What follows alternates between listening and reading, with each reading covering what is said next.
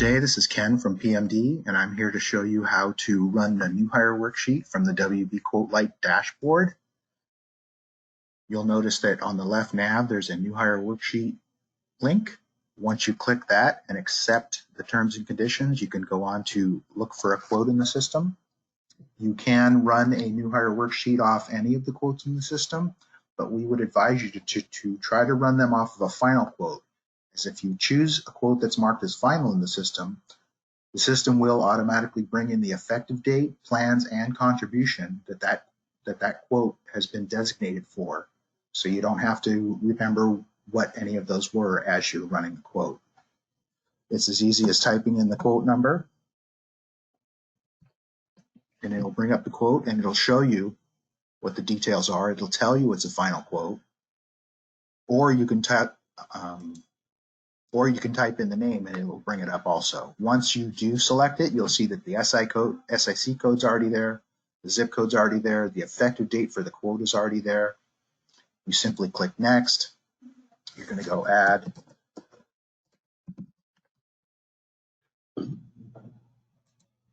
your new hire information. You're going to select an enrollment date, and then you're going to put in the person's zip code. You can go ahead and add spouses or dependents if you need to. It's going to show you what zip code they were in. If this was a multi-county zip, it would give you the option to choose which county they reside in. Once you've added all of your people that you need new hire worksheets for, you click next, and you'll notice that the carrier is already selected for you. You don't have to choose it. You'll also see that it's already got a package selected and how many plans are in there. You simply click next. All those plans are there. You come in here, and the only thing you need to select is pay period, and it will keep the contribution. Notice that there were only 6 plans picked in this package because that's how many I had picked in the final quote, and my contribution is there.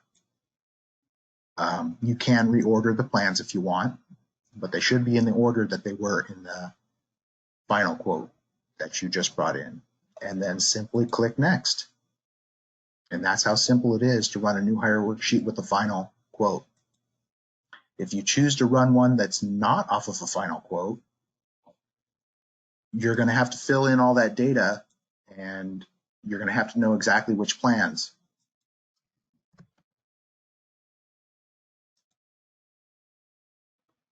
So this one did bring in the SIC and the zip code, but it's not a final quote, so you're going to have to know what was the original effective date for that case.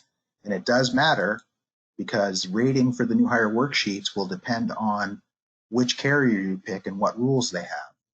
So some carriers base it on the effective date that the plan was written, and some base it on the effective date that the employee actually takes coverage. And our system has those rules, so depending on which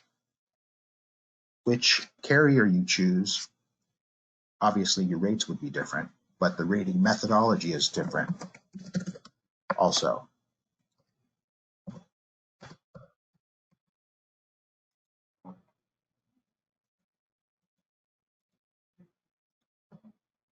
And you'll notice if I go to the next one, there's no carrier selected, so you'll have to know all this information before you go in if you don't use a final quote, and so will your broker.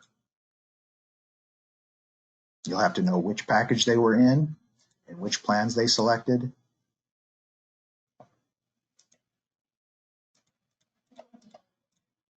And you'll have to know the contribution that was provided.